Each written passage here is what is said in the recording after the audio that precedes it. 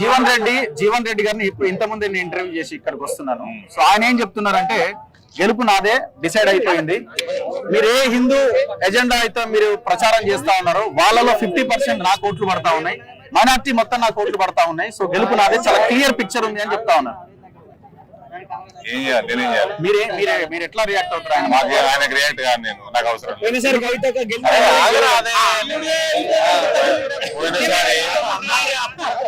కవితకి వ్యతిరేక నిలబడ్డోళ్ళట అమ్మవారికి పొట్టేలు బలి ఇచ్చారు.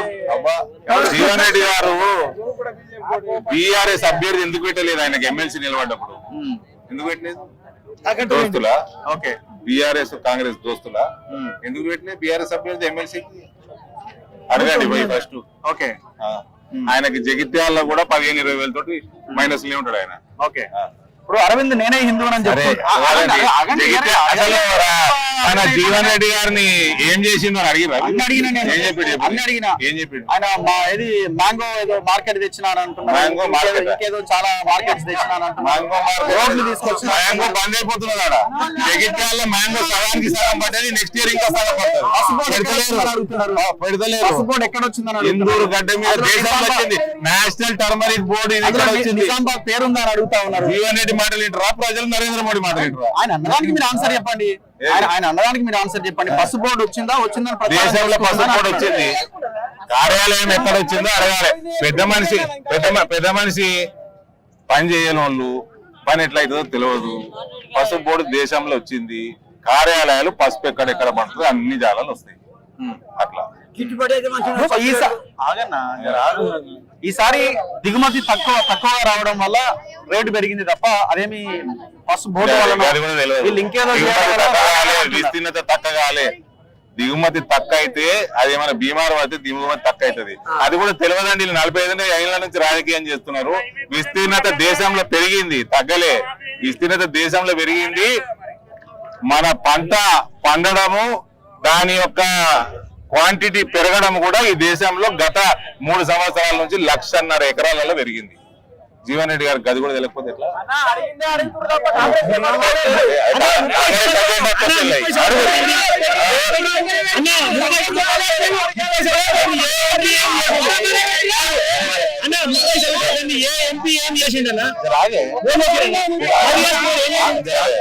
మీరేం చేసింది నిజామాబాద్? మీరేం చేసింది? ఇంకేం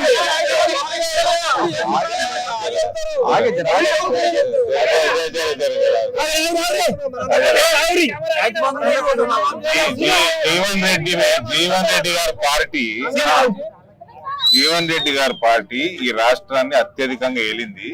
ఇదే పార్లమెంట్ లా 2019 వరకు ఒక్క రైల్వే ఓవర్ బ్రిడ్జ్ కట్టింది, అది కూడా డి శ్రీనివాస్ కట్టిండు.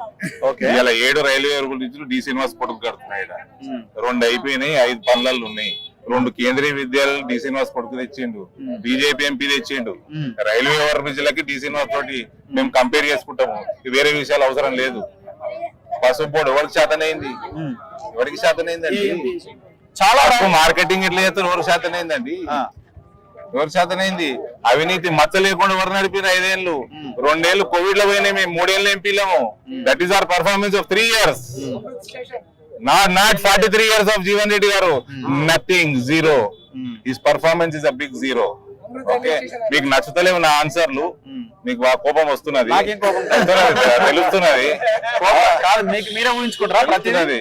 నరేంద్ర మోడీ గారి విషయంలో ఆయన స్కీమ్లలోకి వెళ్తే తెలుస్తున్నది అండి.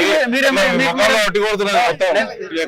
నేను పొద్దు నుంచి తిరుగుతూనే ఉన్నా.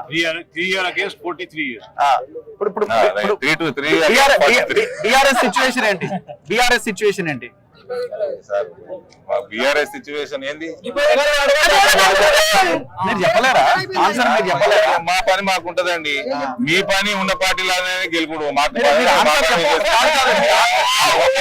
ఒక నిమిషం, మీరు ఆన్సర్ చెప్పలేక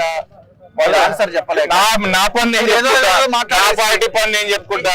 నీకు నచ్చకపోతే ఇక నువ్వు రాసి ఆన్సర్, ఇదే విషయము నువ్వు నాకు ఆన్సర్ రాసి నేను చెప్తా. కాదు ఈ రకమైన వైఖరే మీ సొంత పార్టీ నాయకులకు కూడా నచ్చట్లేదేమో. ఎవరు? అరవింద్ కి.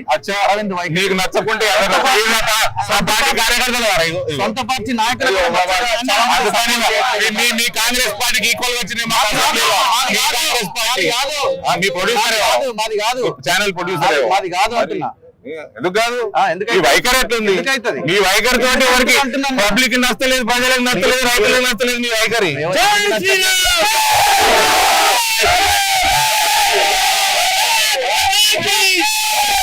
ఒక నిమిషం